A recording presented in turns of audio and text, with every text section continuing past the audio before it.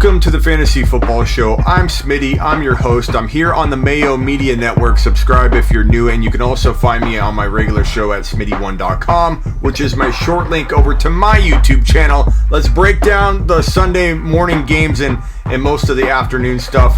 Let's get to it, starting with the Cleveland Brown running backs, and then we'll go to the Green Bay Packers. You're watching the Fantasy Football Show. Nick Chubb and Kareem Hunt, what do you do if you own these guys? I heard this question over and over all week leading into the Week 10 games, and what I said, I'm going to say it again. Kareem Hunt was better when Nick Chubb was on the field. These two together are dynamic. For whatever reason, they can survive together. When one of them is by themselves, defenses key on them differently. It's hard to contain these guys and know what Cleveland's going to do when they're rotating these two backs in and out of the lineup, and they run enough that it's okay. 19 totes for 104 for Kareem Hunt, and he could have had a score in this game. He was doing really well. 19 carries for Nick Chubb, 126 and a touchdown. The touchdown could go to either one of them on any given Sunday. All I know is you plug both these guys into your lineup if you have either one, or even if you have both, you should be getting running back one production out of both of these guys go forward for weeks 11 on. Aaron Jones was quiet today. If you are in a league that still allows for trading, let's say your trade deadline ends this coming weekend, and a lot of you I know had your trade deadlines end this week, you can't trade anymore, but if you can, for whatever reason, go ahead and poke around at buying low on Aaron Jones, who had 46 yards, hauled in 5 of 6 passes for 49 yards, no TDs, kind of a quiet day, disappointing day if you're an Aaron Jones owner. Somebody may trade this guy too low if they own him. Go poke around. Davante Adams, 8 of 12, 66 yards and a touchdown. Not a amazing day, but a good day for Davante Adams. Now, he got banged up. He left the game. He did return. It's a worry. The guy can't stay healthy for a full year. It's something to be concerned about. But at this point, you probably can't trade, nor do I want to trade him. He's the number 1 or number 2 overall fantasy football wide receiver.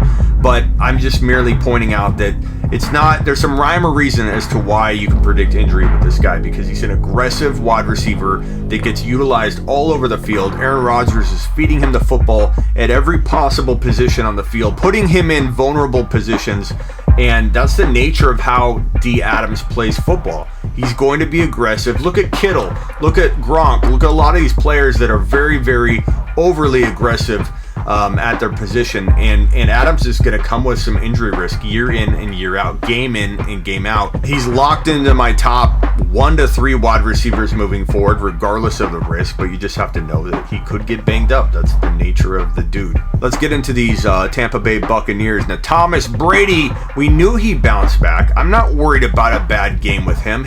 A-Rod, Brett Favre, these are the 3 quarterbacks that could go out and throw 5 INTs in a row.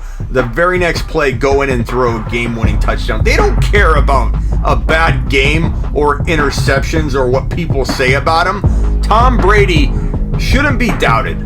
On a weekly basis, he should be injected in your lineup unless you have like Herbert, you have Kyler Murray, you have Mahomes, and you have a dilemma on your hands. And you can comment below, and you can find me at heysmitty.com right here if you would like to order a phone call from me directly, and I'll go over your lineup dilemmas with you. But Tom Brady, 28 of 39, 341, 3 TDs, adding another rushing touchdown. Big day for the boy. Antonio Brown, kind of quiet, but, efficient, 7 of 8, 69 yards, no touchdowns. He's going to do this. He's going to be kind of, I think, hit and miss for you. He might have a 100-yard game and a touchdown. The next week, he might have 70 yards.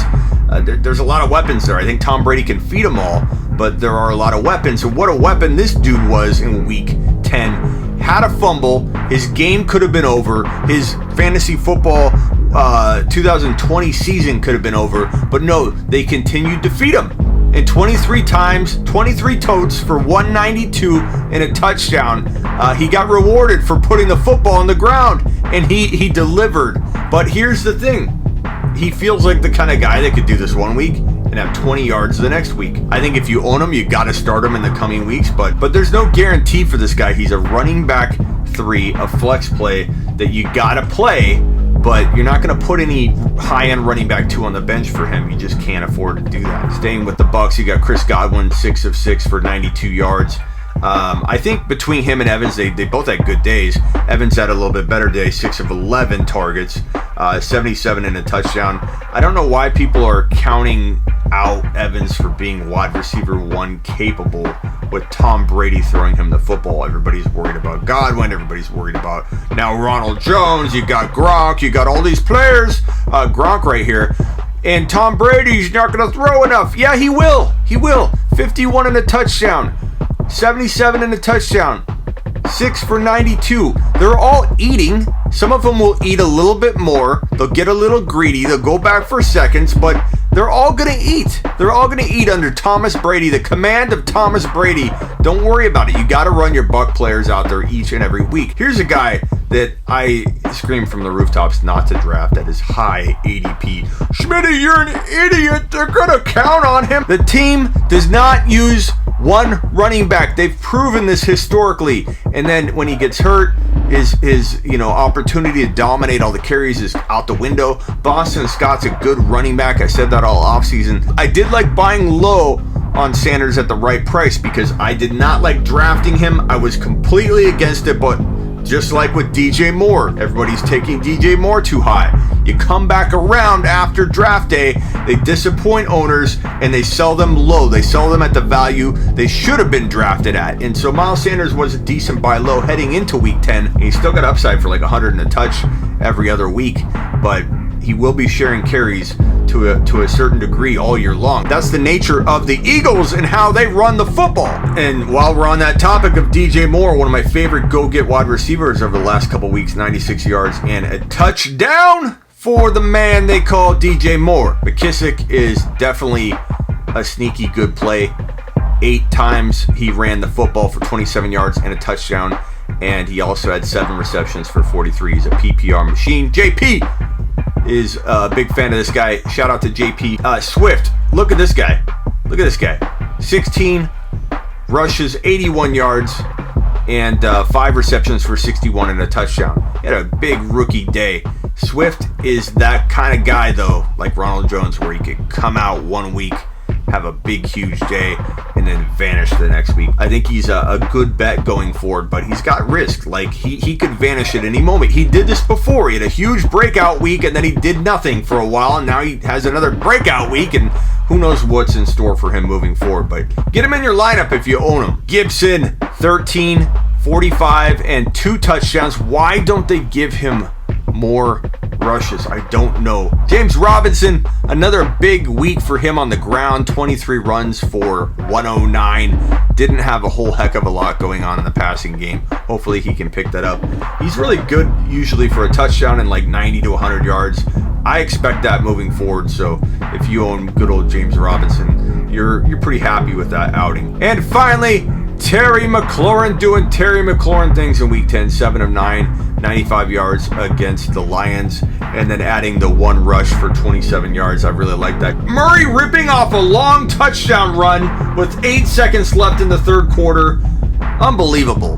Murray's unbelievable. He's too short, Smitty. Guess who was in my top 10 bold predictions for 2020? Kyler Murray. A man named Kyler Murray. Written in January, when it wasn't popular. Man, 67 yards and 2 TDs for Kyler on the ground. Beast. Back to McLaurin. I expect McLaurin to continue to drop like 7 for 80, 7 for 90, 6 for 80 and a touchdown. He's going to have a good rest of the season. And I think McLaurin's going to walk into 2021 as a very highly sought after wide receiver piece for your team. And he's a wide receiver 1 talent-wise. He truly is. He needs consistent quarterback play. He's getting that currently. It's no coincidence that once the QB change happened, he broke out last week. Expect McLaurin to keep doing great things. I love McLaurin. Follow me at smitty1.com. That's my YouTube short link. And of course, subscribe if you're new to the Mayo Media Network. Comment below. Thank you, Pat Mayo, for letting me have this platform to give you guys a little taste of what the fantasy football show is all about. I will see you guys next week. You're watching the Fantasy Football Show.